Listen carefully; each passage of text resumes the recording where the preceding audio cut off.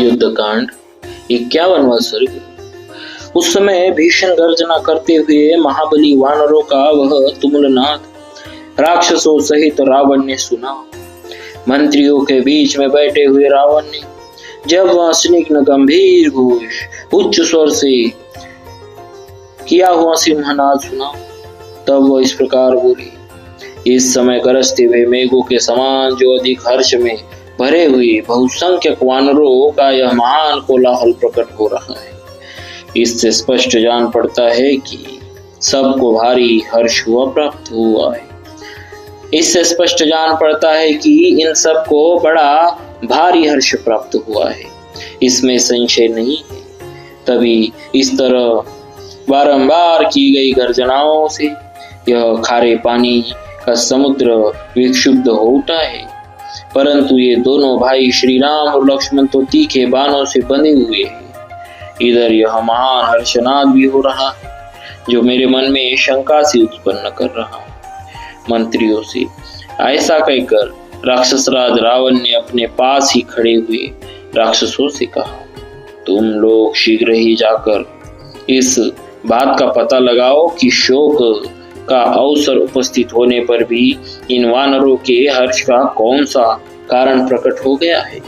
रावण के इस प्रकार आदेश देने पर वे राक्षस घबराए हुए गए और परकोटे पर चढ़कर महात्मा सुग्रीव के द्वारा पालित वानर सेना की ओर देखने लगे। जब उन्हें मालूम हुआ कि महाभाग श्री राम और लक्ष्मण उस अत्यंत भयंकर नाग रूपी बाणों के बंधन से मुक्त होकर उड़ गए, तब समस्त राक्षसों को बड़ा दुख हुआ। उनका हृदय भय से थर्रा उठा। वे सब भयानक राक्षस परकोटे से उतरकर उदास हो राक्षस राज रावण की सेवा में उपस्थित हुए। वे बातचीत की कला में कुशल थे, उनके मुख पर दीनता छा रही थी। उन निशाचरों ने वह सारा अप्रिय समाचार रावण को यथावत रूप से बताया। वे बोले, महाराज, कुमार इंद्रजीत ने जिन राम और लक्ष्मण दोनों भाइयों को युद्धस्थल में नाग रूपी बाणों के बंधन से बांधकर हाथ हिलाने में भी असमर्थ कर दिया था, वे गजराज के समान पराक्रमी दोनों वीर जैसे हाथी रस्से को तोड़कर स्वतंत्र हो जाए, उसी तरह बाण बंधन से मुक्त हो सम्रांगण में खड़े दिखाई देते हैं। उनका वह वचन सुनकर महाबली राक्षस राज रावण चिंता और शोक के वशीभूत हो गया और उसका चेहरा उतर गया। वह मन ही मन सोचने लगा, जो विषधर सर्पों के समान भयंकर वरदान में प्राप्त हुए और अमोघ थे तथा जिनका तेज सूर्य के समान था, उन्हीं के द्वारा युद्धस्थल में इंद्रजीत ने उन्हें बांध दिया था।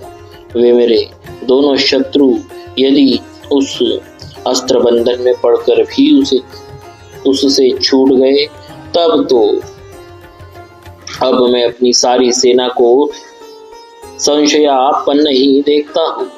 जिन्होंने पहले युद्धस्थल में मेरे शत्रुओं के प्राण ले लिए थे, वे अग्नितुल्य तेजस्वी बाण निश्चय ही आज निष्फल हो गए। ऐसा कहकर अत्यंत कुपित हुआ रावण फुफकारते हुए सर्प के समान जोर जोर से सांस लेने लगा और राक्षसों के बीच में धूम्राक्ष नामक निशाचर से बोला, भयानक पराक्रमी वीर, तुम राक्षसों की बहुत सी बड़ी सेना साथ लेकर वानरों सहित राम का वध करने के लिए शीघ्र जाओ। बुद्धिमान राक्षस राज के इस प्रकार आज्ञा देने पर धूम्राक्ष ने उसकी परिक्रमा की तथा वह उस राजभवन से बाहर निकल गया। रावण के गृह द्वार पर पहुंचकर उसने सेनापति से कहा, सेना को उतावली के साथ शीघ्र तैयार करो। युद्ध की इच्छा रखने वाले पुरुष को विलंब करने से क्या लाभ। धूम्राक्ष की बात सुनकर रावण की आज्ञा के अनुसार सेनापति ने, जिनके पीछे बहुत बड़ी सेना थी, भारी संख्या में सैनिकों को तैयार कर दिया।